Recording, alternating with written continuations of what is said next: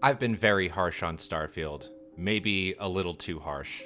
I never meant for my first videos to be so rage bait or clickbait. I've been trying to take a new approach with game reviews lately, and I'm trying to give every game the benefit of the doubt, so to speak. So I thought, after all this time, maybe Starfield has made some drastic improvements. After all, it's been half a year now. This is maybe one of the most hated and loved games I've ever seen. More hate than love, but there are still far more people that defend Starfield than I would expect. Personally, I've been having a shitload of fun with the game, and the most shocking revelation of all is how polished Starfield is. I thought maybe I missed some of the magic the first time at launch because I couldn't see past the performance issues and all the bugs. So, because I hate myself, and Starfield just received its biggest update so far, I thought maybe it'd be a good time to see how far the game has come since launch, which has already been 6 months ago now. Half a year feels like plenty of time for the dust and my emotions to settle. I really wanted Starfield to be great. After all, I did pay the full AAA price for this game. I never want to see a company lose their way. I also hate cancel culture. I'm actually someone who defended Diablo 4 recently in a world of everyone hating on it. Go watch that video. I don't fully praise Diablo 4. It's obviously far from perfect. But that game isn't flawed at its core. I feel like it still has a lot of potential.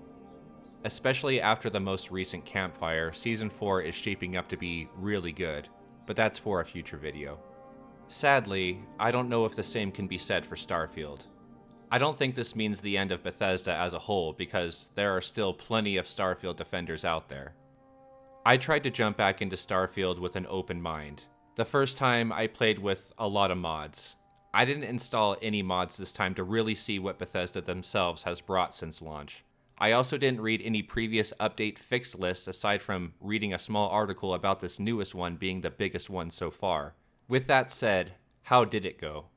I won't waste any time, I promise.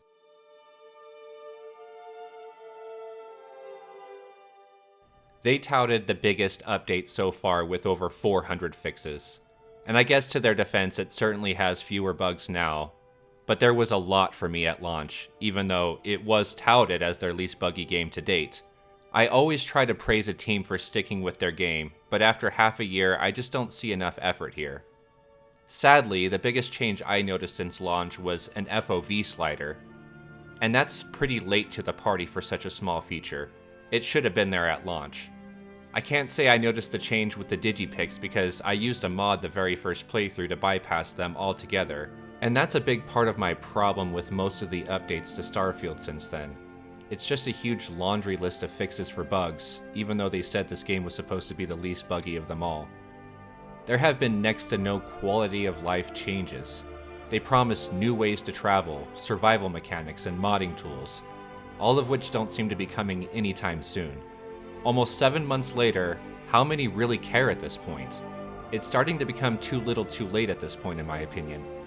Something like an FOV slider not only should have been there at launch, but should have at least been there in one of the first updates weeks afterwards. But Bethesda highlights these features as if it's something they should be getting a huge pat on the back for months later. The updates have been so incremental and tiny in general that after 6 months after launch it feels almost nearly the same, but worse than it did the first time I played with community mods. So yeah, after jumping back in after 6 months and trying the game without mods, it's arguably still worse than what it was day one with all the community mods. And this should not be the case in my opinion. I don't think it's a way anyone can possibly defend the game either. Relying on the community to support your game with quality of life changes that get thousands of downloads is flat out lazy. Look at a game like Cyberpunk 2077. I'm not even a big fan of that game, as it left a pretty bad taste in my mouth with its terrible launch. But credit where it's due, the developers, CDPR, will look at a popular quality of life mod that's made by the community and inject them straight into the game if enough people download it. Bethesda takes the opposite approach. They see the community as free labor. Once the community adds a fix, quality of life changes, or anything that's universally better, they deprioritize it and see it as a solved problem. As if we, the community, are somehow responsible for fixing your games. They need to wake up because most of the modding scene has died around this game.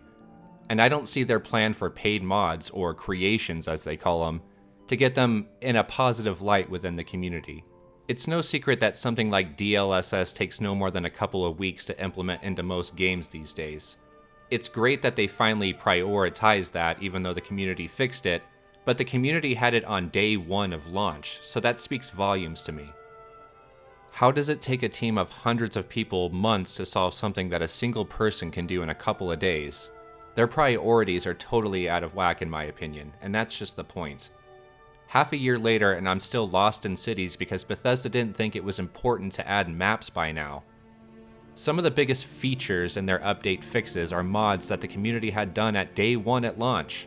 I know I've done nothing but compare this game to Baldur's Gate 3, but they released around the same window, and with how much meaningful changes and fixes that game has received, it puts it into perspective just how little has been done with Starfield.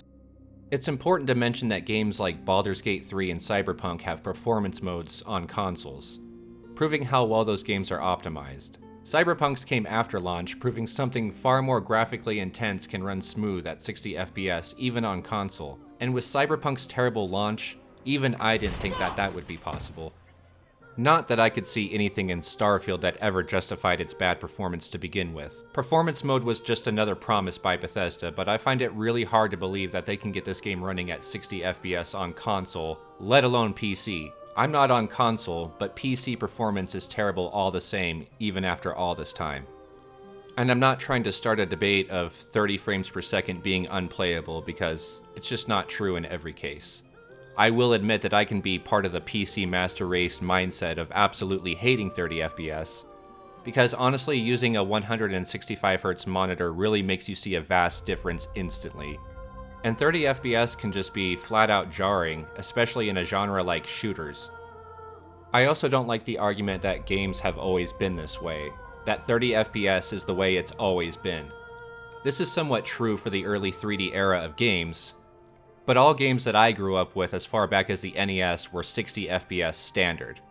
So the idea of developing a game with 60 FPS in mind isn't something incredibly difficult like people make it out to be. It just takes extra time, money, and institutional knowledge that Bethesda seems to be lacking, proven by the fact that nobody can use the creation engine properly. More on that later though.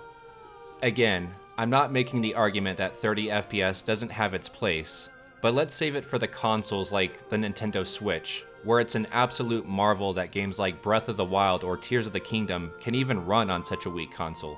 Because those games are truly pushing the hardware to its limits, and Starfield is not doing that. It's just really poorly optimized. There's a huge difference.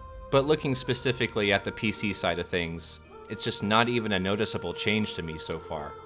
Of course there are times where the game will run great, but entering any populated area or asking too much of the game in general will make the frame rate drop into the low 30s or 40s more often than a game like this should.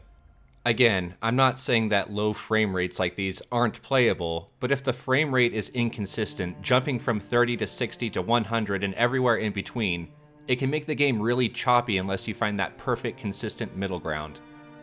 And honestly, there were times when I considered just setting it down to 30 FPS on PC just to get some kind of consistency because it looked awful more often than not. Your mileage may vary, but for me, and what seems like a lot of other people, this game still needs a lot of polish. I can understand that I don't have the newest PC, but I have a mid-range build from just a couple years ago that can play most games maxed out at 1440p, well above 60 frames per second. It sits comfortably higher than the average Steam user if we're assuming the surveys are accurate for hardware. Baldur's Gate 3 sits comfortably above 100 frames per second most of the time, and when it drops, it's not so dramatic and inconsistent. I was just expecting some serious optimization after half a year for Starfield, call me crazy. Even Cyberpunk had better optimization 6 months after its disastrous launch. And that game was flat out removed from some digital storefronts. And honestly, the game was mostly held back by ambition, not greed. They have a lot more to show for it and reasoning for why that happened. And I'm not justifying the terrible release of Cyberpunk for the record. But after all that time of development, they honestly had to answer to the investors sooner than later. But hopefully they learned their lesson to keep scope in check, because it also doesn't justify it. They also don't have a history of bad releases either. So I think it's just a lot easier for a lot of people to give them more of a pass. Bethesda has been doing this from the start and has had plenty of chances for their redemption. In credit where it's due, I'm glad that they're sticking with the game and doing something, but for this being the biggest update yet, I can hardly see anything meaningful after an entire half a year. And again, I wanted to keep as open of a mind as possible. I was really rooting for this game to turn things around. But when you're immediately met with 2 crashes before you have fully launched the game, the cracks were just starting to show really early on, and it's just hard to not tear this game apart. Sadly, I don't think Starfield is fixable, but not for the same reasons a lot of people think. I think it's solely because Bethesda doesn't have the ability.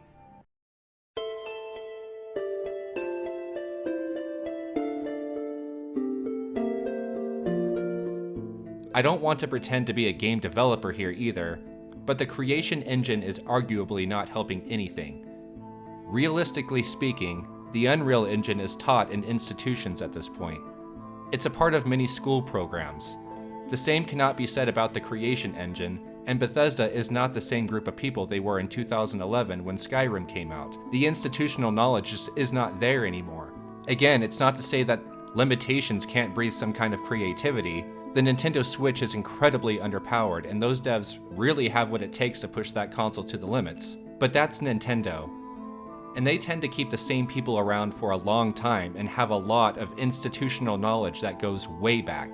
For instance, they made an entirely new engine specifically for Breath of the Wild.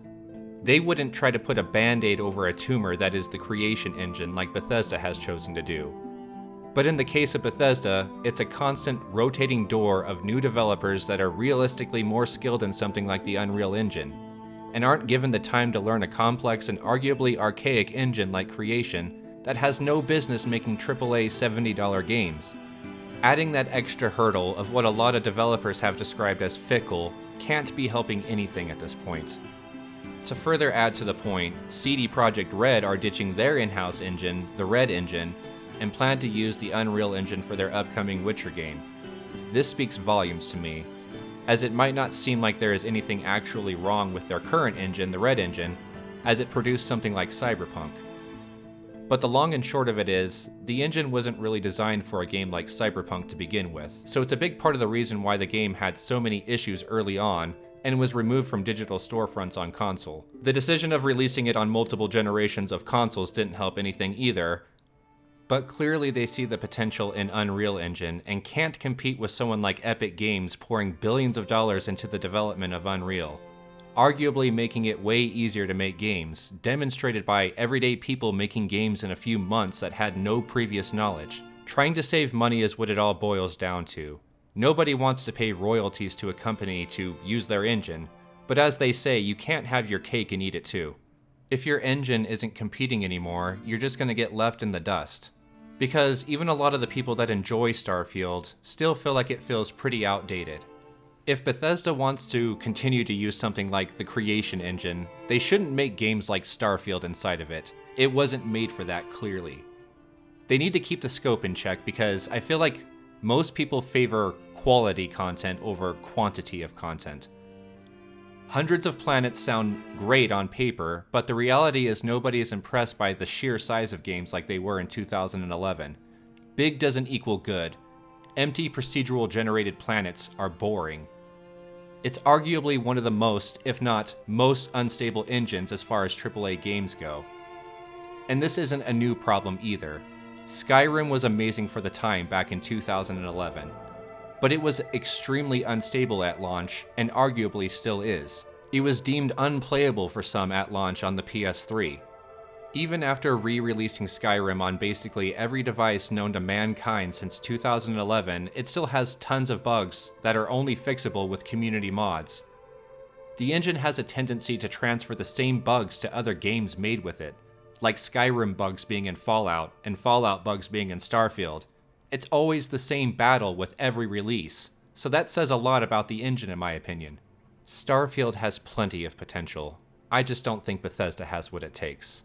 Maybe the community modders will come back with interest, but that doesn't seem likely either. It seems like most of them can't justify it as interest is falling off so badly, even for themselves.